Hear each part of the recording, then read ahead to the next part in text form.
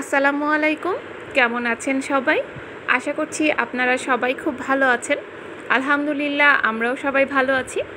আজকে আপনাদের সাথে একটা রেসিপি শেয়ার করতে চলে আসলাম। কথা না বাড়িয়ে চলুন আজকের ভিডিওটা শুরু করা যাক, আর দেখা যাক আমি আজকে আপনাদের সাথে কি শেয়ার করছি।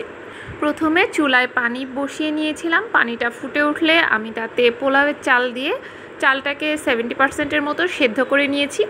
আর এখানে দেখতে পাচ্ছেন ফ্রোজেন গাজর, ফ্রোজেন কাঁচামরিচ, ফ্রোজেন মটরশুঁটি আর ফ্রোজেন ফুলকপি রেখেছি।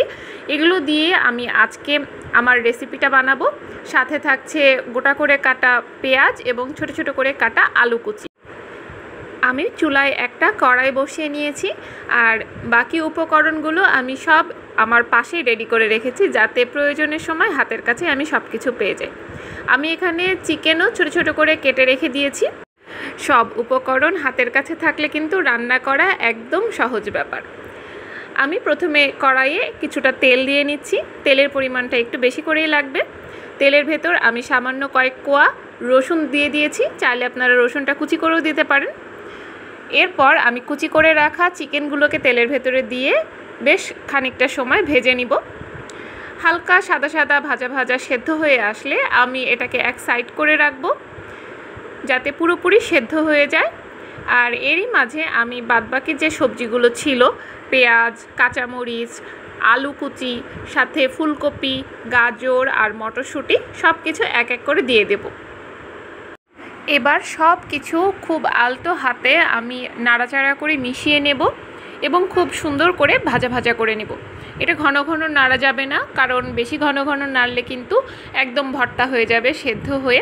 তাই কিছুক্ষণ পর পর আমি হালকা হালকা হাতে নেড়ে নেড়ে ভেজে নিব এটা। আপনারা সবাই বুঝে গেছেন যে আমি আজকে কি করতে চলেছি। তো এই সবজিগুলোকে এক সাইডে ভাজছি। এর মাঝে আমি কিছুটা কাঠবাদাম আর কাজু বাদাম কুচি করে দিয়ে দিলাম। কিছুটা টমেটো সস দিয়ে দিলাম, সাথে পরিমাণ মতো সয়া সস দিচ্ছি এবং কিছুটা ঘি দিয়ে দিচ্ছি। এগুলো সবই আপনার হাত আন্দাজ অনুযায়ী দিবেন। আপনি কতটুকু বানাচ্ছেন সেই অনুযায়ী এটা বানাবেন। এরপর আগে থেকে সেদ্ধ করে রাখা যে পোলাওয়ের চালটা ছিল সেটাও আমি এই সবজিগুলোর মধ্যে মিশিয়ে নিচ্ছি। আমার এখানে একটু ভুল হয়েছে, চালটা সেদ্ধ করে আমার একটু ছড়িয়ে রাখা উচিত ছিল। আমিও যেহেতু প্রথম বানাচ্ছি, তাই আমারও হালকা পাতলা টুকটাক কিছু ভুল থাকতেই পারে। তো সেই ভুলগুলো যদি আপনারা দেখে থাকেন সেটা কিন্তু অবশ্যই আমাকে কমেন্ট করে জানাতে পারেন। এরপর আমি নুডলসের যে প্যাকেট মশলা অথবা স্বাদে ম্যাগির যে মশলাটা থাকে, যে কোনো যেটা আপনার হাতের কাছে থাকবে ঠিক সেটা দিয়ে আপনি খুব সুন্দরভাবে আলতো হাতে চালগুলো এবং সবজিগুলো মিলিয়ে ভাজা ভাজা করে নিলেই তৈরি হয়ে যাবে আপনার সুস্বাদু ফ্রাইড রাইস।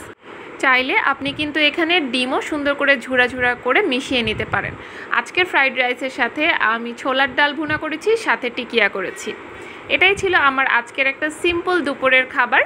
তা আজকের ভিডিওটা আপনাদের কাছে কেমন লাগলো অবশ্যই আমাকে কিন্তু কমেন্ট করে জানাবেন। আর আমার যে ভুল ভ্রান্তিগুলো আছে সেগুলো কিন্তু কমেন্ট করে আমাকে না জানালে আমি আমার ভুলগুলো শুধরে নিতে পারবো না। আমার ভিডিও যদি আপনাদের কাছে ভালো লেগে থাকে তো প্লিজ একটা লাইক করে দিবেন। আর আপনি আমার চ্যানেলে আজকে নতুন হয়ে থাকলে অবশ্যই আমার চ্যানেলটি সাবস্ক্রাইব করে আমার পাশেই থাকবেন। পরবর্তী ভিডিও দেখার আমন্ত্রণ জানিয়ে আজকে এখানেই বিদায় নিচ্ছি। সবাই খুব ভালো থাকবেন, সুস্থ থাকবেন, আমাদের জন্য দোয়া করবেন। ধন্যবাদ সবাইকে। আসসালামু আলাইকুম।